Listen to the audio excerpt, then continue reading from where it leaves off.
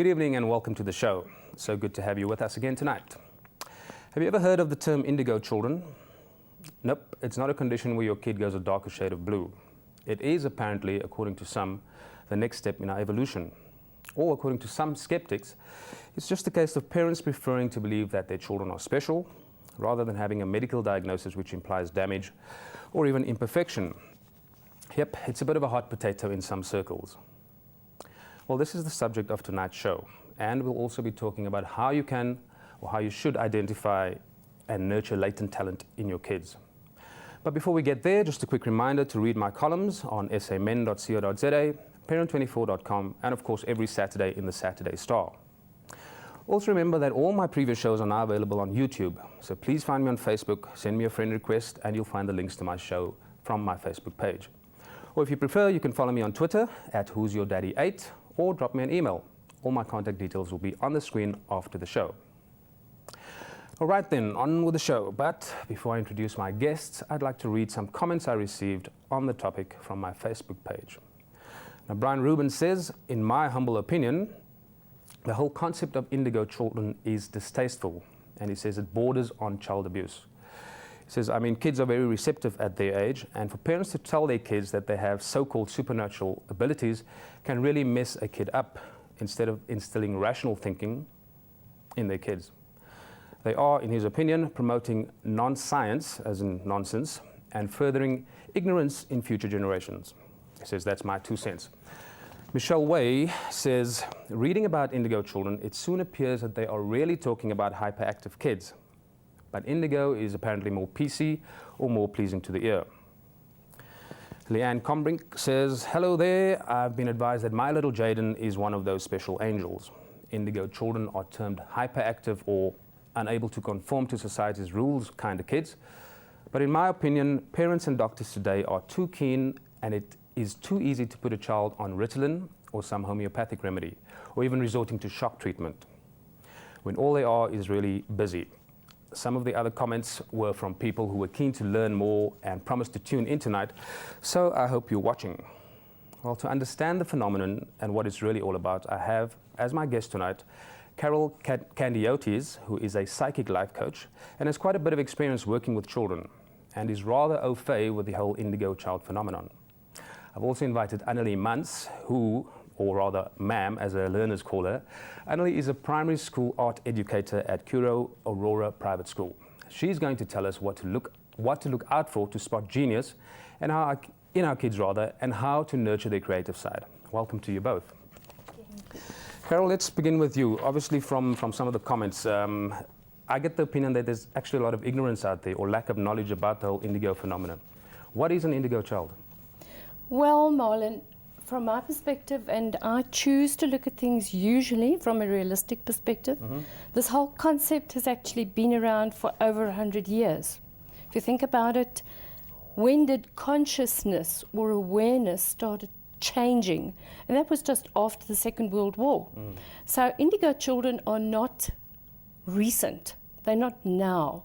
They are indigo children who are already well into their 50s, 60s even, and we have first and second wave. We're talking about consciousness or awareness rather than the focus being on supernatural and psychic gifts, which comes from things like the movies which James Twyman made and books which Lee Carroll and his wife Jan Tobler wrote about the new kids have arrived. This was around about 1970s. These are actually people whose consciousness and awareness has changed and who begin to see life differently and therefore are more open to different perceptions. Give me an example. Who is there somebody that we can easily recognize as an indigo child? Yes. That's alive today, for example, or in the recent past? Well, let's just think of somebody who was alive, okay? Princess Diana, okay, for example, John Lennon, okay, JFK Kennedy, right, Martin Luther King, okay, Gandhi. Now, from what you're saying, it seems like, obviously, in hindsight, we know the people that you mentioned, for example, they've done amazing things. They've obviously left their mark in the world, in society. Because they were visionaries. Yeah. They saw the change, and they were here to bring the change, and they were in touch with the change. Look at Madonna, for example. Absolutely. Brilliant indigo child. Yeah. First wave. Second wave, we start looking at our artistic genius and our mathematical geniuses, if you like, or exceptionally gifted children who are aware that there are other ways to do things and get very bored with the ordinary. Why is there that perception that, as you've heard from the comments, where people confuse or associate indigo children with attention deficiency disorder? What is that about? Because gifted people, per se, are very easily bored. Their minds are constantly busy, examining all kinds of ways to think about things, to see things. Their interpretation is innovative. This is why we have exceptional artistic talent coming to the fore, and I'm not just talking about drawing, I'm talking about music as well. Look at our musicians. These are all, if you like, second wave indigo children. I think I may have been an indigo because I was all over the show. Yeah. I was always told, Carol speaks too much. I got very bored. I have a son who definitely is indigo. I have two. And they were definitely indigo, but totally different because their perception, their forward thinking, their vision to let's change things from aggression to progression is what makes the difference in sensory perception. The whole sort of concept of, I mean, you a psychic, so you're in touch with that sort of vibration and that sort of area of things. As a parent, how do we identify whether our kids are indigo or not? And that whether you, if you're an indigo child, will your talents sort of flourish naturally, or can it be suppressed, or should it be encouraged? I mean, I'm thinking about the guys that you mentioned, like John Lennon, Martin Luther King, whatever. They emerged, they became famous people, great people anyway, despite their circumstances. Because they were there to do that, and they said, I'm going to do this regardless. Because the first wave, if you like, of different thinking, change consciousness, or indigo children, came through to say, let's change the way things are done. We're going to do it anyway. But what so I'm getting don't at get in my way. But what I'm getting at, as parents, can we assist? Can we push? Or We can we sit back? Will it happen anyway? Or no. If we suppress natural inclination, we are going to be looking at aberrant sort of behaviors. Then we're going to get our drug addicts, young teens who don't know what to do with all this creativity that they're stuck with, or constantly being labelled. And this is where these people have been saying that they feel it's pressurizing children. We don't need to pressurize them. We just need to allow them to let their imagination and their creativity evolve naturally. I have a granddaughter who used to speak about seeing her grandfather in the cupboard after he died. yeah, Now, that's weird for a lot of people. But fortunately, she had parents who said, let's not make a scene about this. Let's let it evolve. She is naturally very sensitive, very in touch with emotions, very emotive, and very artistic. One of my sons, also from a very young age, was aware of things. So it's just being open, being aware, and having this nurtured. So nobody, I don't think, should ever suppress a child's natural creativity or inclination to explore and tell them it's wrong. Okay, Carol, I don't know if it's fair to ask you this question, but I'm sure there are parents out there listening to us and thinking, yes, it's my little Javi or Yanni or Sipo or whatever, has got no discernible talent. I mean, is that do we all have special talents? Or are some of us just not, you know, I cut think out every to... single human being comes into this world with a particular talent, if you like, or a particular ability. Sometimes the circumstances may not allow it to develop at an early age, but more than likely it will develop later. We don't know if it's going to go in a constructive direction or a destructive direction. If you look at the flower children, if you like, just after the First World War, there was the concept of let's make peace. Let's change aggression into peace. This was the first wave. A lot of them went off the rails, didn't know how to make peace. So we landed up with a lot of pot smokers and all kinds of other explorations. And that still happens today because these people don't know how else to escape from the aggression. So I think that one should just allow your child to explore their natural curiosities, because then more than likely their talent will come forward. And it's not just the child who is artistically gifted. So we have some specifically mathematical, if you like, boffins that I've seen. I work with children daily in early high school, grade 9, grade 11. But that's not to say these are not, if you like, talented or indigo children. They are open, they're aware, they realize, they catch on, they understand quickly. And then they get bored. So that's where the ADD comes from. Okay. It's our education system, it's not the children. Okay. Well, let's use the line on our education system to bring in Annelie. Now, you are sort of hands-on practical. You work with kids every day on the autistic side and so on. What's your opinion on this whole indigo concept? Is it a lot of crap, or, or can you see some sort of relevance in terms of what Carol's talking about? Well, working with kids every day, you know, you get really exposed to so many personalities and so many ways of doing things. You know, kiddies who like to sit and draw quietly, and then you get, on the other hand, kiddies who are just all over the show, and wherever they go, they need to like almost affect somebody with what they are doing. So to me, I must say it is a new concept. I have heard of it before, but there's definitely an inclination nowadays for kiddies to be more sensitive and to, you know, I don't know whether our generation as parents or whether the previous generation of parents are allowing kids to have that more freedom, you know, to experiment more, to like be more of themselves and be more sensitively inclined, and that's fine with them. So in my opinion, I think there is a place, and there are kids like that. I don't know, you know, if you call them indigo kids, everybody won't call them that. They will merely call them maybe artistic or maybe talented or whatever. But there's definitely kids, you know, and I see it every day,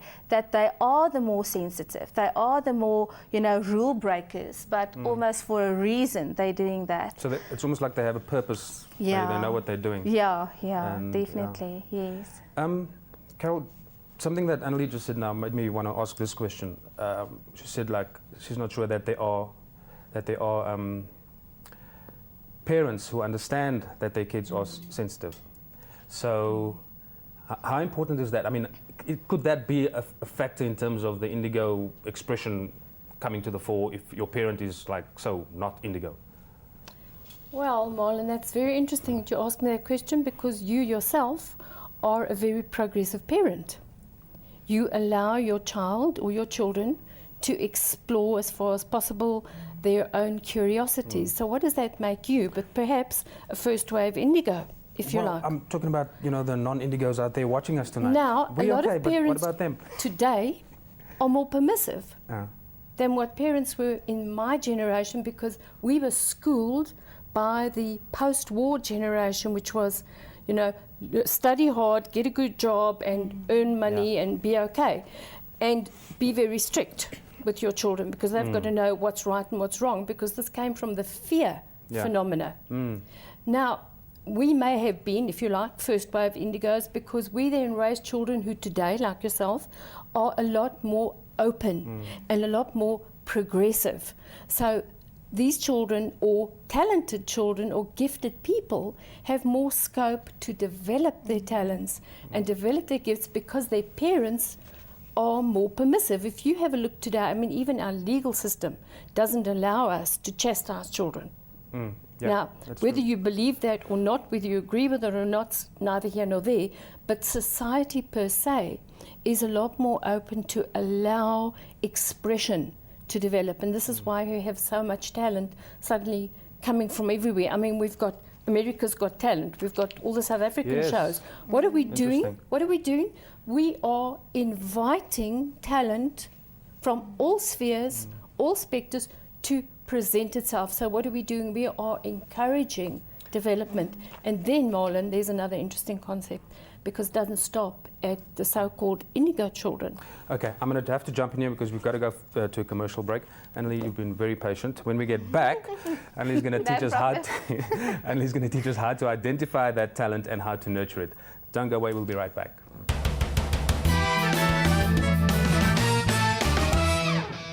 Welcome back. Tonight we're talking talented kids and the indigo child phenomenon. Annalie, we finished off before the break with Carol, so I want to start with you. You've been very patient. Now, obviously, working with kids in art class, you are exposed to all kinds of kids. How are you able to identify or spot kids with real talent, like who's going to be the next Picasso or Da Vinci? So how do you do that, first of all, and what do you do with the ones that have no talent? Like they sit through a whole sort of hour-long lesson, and how do you keep them stimulated? I think at the end of the day, it's all in creating interest. Any good teacher, when it comes to kiddies not being that talented, needs to create interest. Okay. You need to make it interesting. You need to really pull every single rabbit from the hat to keep them involved and to keep them stimulated. Yeah.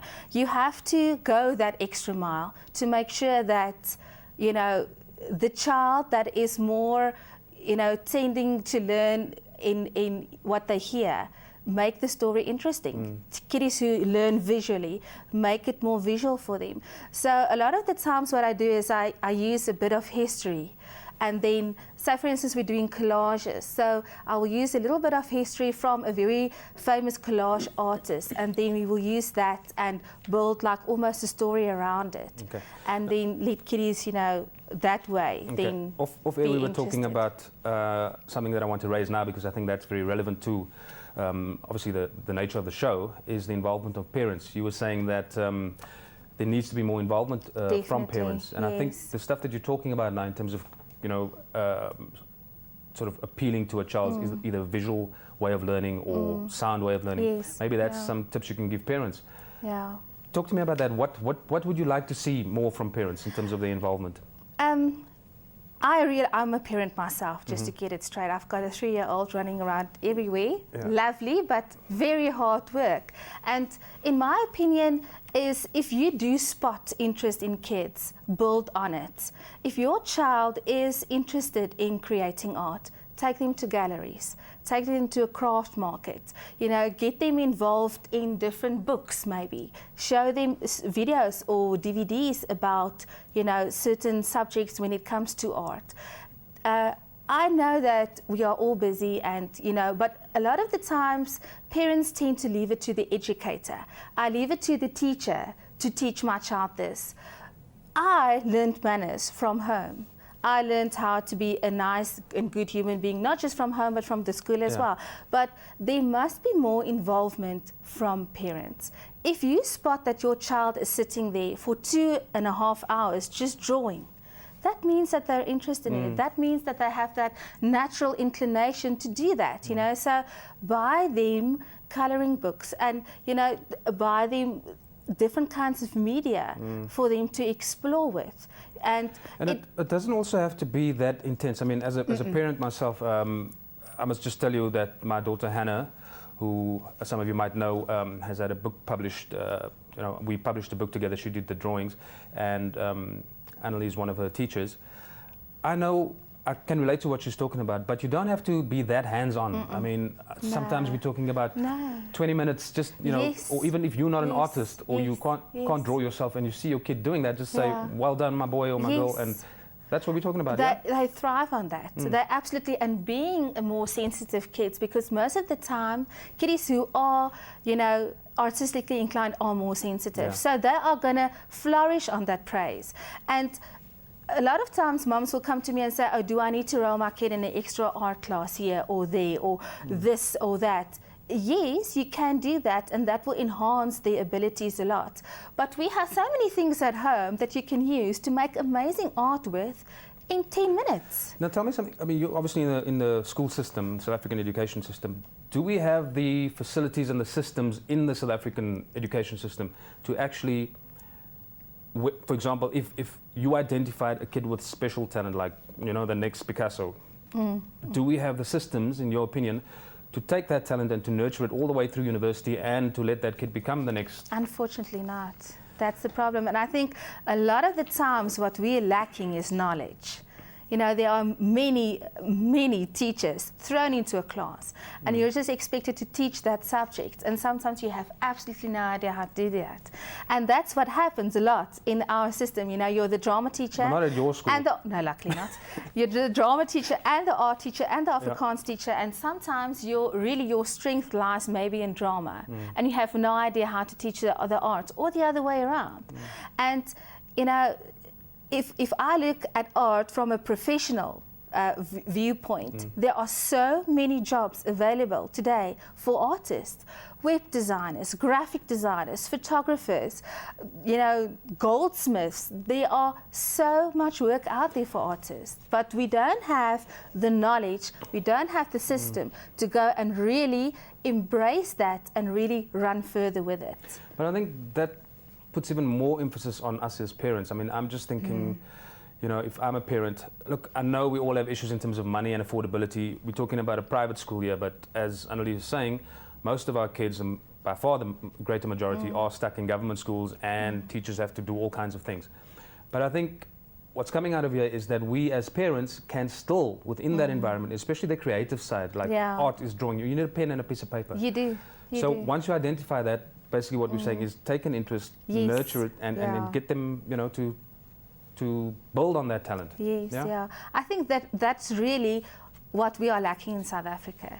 You know, you have in all divisions, not just in art, we have amazing talents in South Africa. I mean, there are really thousands of people who win awards yearly. That's from South Africa in all fields, sport, art, academics. But where is that I'm nurturing it at home to build on it in school, and then, okay, later on, I'm going to build my life on this because I had all of these people carrying me through to be what I want to be at the end of the day. You said something that a personal bugbear for me, father's involvement or the dad's role. You said you were talking about a particular kid at your school. In the 5 years that you've been teaching this kid, you've never met the dad. I've never met the father. Yeah. And there's not just one or two cases like that. You know, there's 20, 25 cases where I only meet the mom and the daughter, or the mom and the son, or the mom and the kids. Where's the fathers? You know, and from my point of view, you need both parents. And I mean, yes, there are parents who are divorced. There are people in different circumstances as myself. But you need really a whole family to build on a child's future, not just the mom, you know. My husband takes such a big, huge effort to be with his daughter whenever he can and to encourage her in whatever she does. They bake cupcakes. You know, for my husband to bake cupcakes is a big deal. And he does that because he knows I'm nurturing that love and care. And be honest, when you see a man doing cupcakes or doing girly stuff with his daughter, isn't that sexy? It's lovely. I love it. You know, because it shows you that I care. You know, I want to be there for you. I want to help you in whatever. And at the end of the day, when my daughter is looking for a husband, she's going to look for a husband like her father, the one who nurtured, the one who cared, the one who laughed. You know, she's not going to look for this rough, tumbling guy, whatever. And this biker dude smoking pot, whatever. No, exactly. But okay, let's just sort of focus again in terms of how to identify. So basically what you're saying is you don't need a special talent to actually spot the talent. If you see your kid scribbling all day, he's probably into art, he or she. Definitely. If you see your kid singing with a toothbrush every morning or with a hairbrush, whatever, there's something going on there. Absolutely. Notice it, identify it, and encourage them. Yeah. I mean, my Madison, she's 6 now. She was fiddling with my sister's guitar. My sister can't play the damn guitar. I don't know what it's doing up there, but and she keeps on taking this thing and walking around with it. And now she's actually asked me to buy a guitar for Christmas. So I'm thinking maybe, there's the next Madonna there. Yeah, she might be, yeah. No, and when I look at kiddies nowadays, so much time is spent on a PSP. So much time is spent in front of a TV. So much time is spent on my brain being dead. Switch off the TV. Put away the PSP, limit that time, maybe an hour a day, and that's it. Get the kids outside again. Yeah. Yes, we have the danger of whatever, but get them physically active again. Fine motor skills and big motor skills goes hand in hand. If the one is lacking, the other one will never develop the way it should be because the one wasn't built on. So get the kids busy. If they sit there and they draw, you know, let them draw, build on it, you know, and make it practical. It doesn't have to be expensive. You don't have to pay 300 Rand for one art lesson where your kid learns mosaic. Do collage, it's the same concept. It's a little bit more easier, but do practical things where kids learn that skill that at later in life they will be able to use. Carol, you touched, sorry Annelie, you mentioned the whole PSP and the information age. Carol, how does that, we are in this digital age now, you know, everything's online, there's, you know, it's very different to when I grew up. Is it a surprise that the whole indigo thing is getting more exposure now?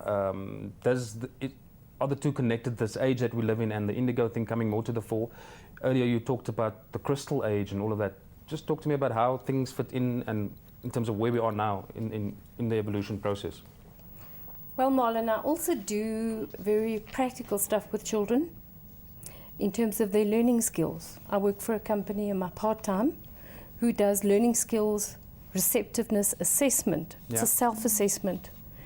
And then we counsel the children and the parents, and then we cultivate or we teach learning skills. Because I think that we mustn't get stuck on just art. Okay, let's look at developing the academics, and we're talking about the openness and the ability to do that. It's also a gift. It's also a talent. And what I see, which I have to agree with you about the education system, is there is a definite lack in children knowing how to learn. So we have potential mathematical geniuses, potential physicists sitting there who may not evolve because they don't know how to learn, so they may drop out. There's a great concern at the moment about the dropout rate in the first-year universities, and that's because the children don't know how to learn. Now, talking about the crystal age, this is also another concept, which we said that the indigo children came here to change the consciousness. Their openness is how else, what else, and who else. How else can we do it? How can we bring love rather than aggression? But if we look at the changing awareness per se in the world today, we are moving more towards the desire for peace, which translates into compassion. Look at Gandhi. Look at the Dalai Lama. Look at Desmond Tutu. We have many of these icons, and we call them the forerunners of compassion, which is what the crystal consciousness is. It's the clear consciousness. So these people are not only gifted artistically, they are also gifted in leadership towards bringing conciliation, bringing peace. But going back to the question I asked, the digital age, and obviously the internet is making information more available. We're talking here about lack of resources, especially in third world countries. The internet is opening up a lot. I mean, you can Google anything these days. Almost, yeah. Yeah, almost anything. So what I'm asking you is it's probably not a coincidence that you're getting these kinds of issues like indigo children, crystal age, where it's getting more exposure because there's this new digital age and it's spreading the word faster. Is that a coincidence, or is it meant to be like that? I mean, I'm talking to you as a psychic now.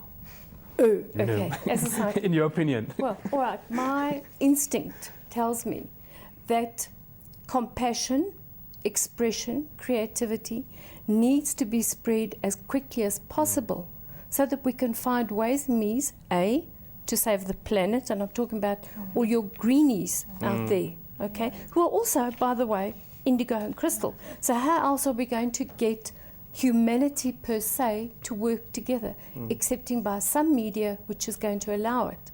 And so it's no accident that mankind has found a way to communicate more closely on a larger scale, which is your global village. So technology, however, has obviously got a two-edged sword to it.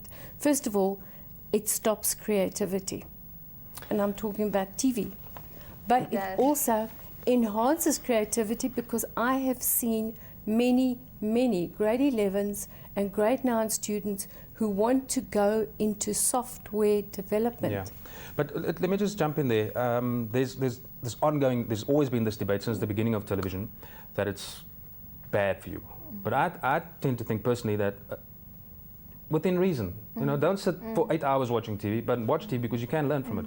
I mean, educational programs, even historical programs, I really enjoy. This program, for Yeah. instance, No, this program, exactly. You know, educating very us educating. about stuff. Well, my psychic instinct says that we are soon going to see tremendous innovation. It's there. On a And sort we- of what, are we talking global on a scale? global Yeah. level. And I believe that the consciousness or the awareness is evolving towards the place where, my personal perspective, I tend to be optimistic rather than pessimistic. Yeah. Is that more and more of our indigos are going to evolve into crystal consciousness, and we will save humanity and we will save the planet. No, well, we have to. There's nowhere else to go. That is my perspective, and I believe that it's shared by enough people for the 1% of the 20% to make the difference. So we need to evolve our genius, not just artistically, Yeah. but in all other what else and who else. And that goes hand in hand with recycling. Recycling, reuse, upcycling, which is a part of art. Absolutely. You know, using all of these different new terms, that's very hot topics now. And we recycle, we remake. I mean, out of one computer, a friend told me the other day that out of a computer, you get like 5 different metals if you recycle it. Okay. Annalie, guess what? We run out of time again. We can sit here for another hour and chat about this. It's been a fascinating subject. I think the bottom line is, as parents, identify your kids' latent talent. I mean, we've given you the examples. So if you notice something, please encourage them and help them to express that talent. If you want to get in touch with my guests on any of the issues we've spoken about, please contact me on my contact details after the show. I'd love to hear from you and we'll put you in touch with them. We'll be back next week, same time with another fantastic subject. So don't go away. See you next week.